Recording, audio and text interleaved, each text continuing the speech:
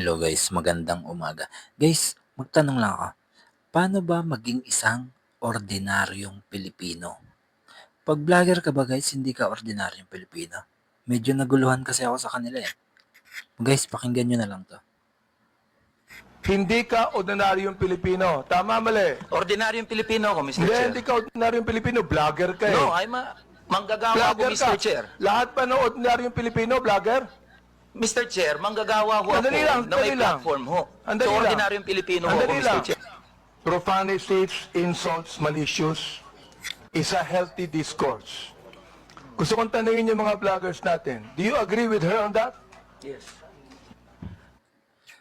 Bakit parang lalo nilang pinapagulo ang sitwasyon? Mr. Chair, no other than the highest court of the land Buti na lang matalino tong si Sir. has repeatedly said na hindi po masama ang pagmumura, lalong-lalo na sa mga pampublikong opisyal, especially kung ang pinatutungkulan po ay yung official functions nila. Not the person, but their official functions, Mr. Chair.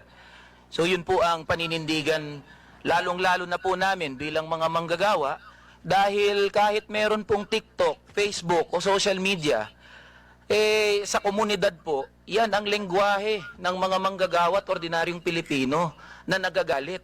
Hindi po kasalanan ng mga vlogger o ng mga gumagamit ng Facebook, TikTok, X,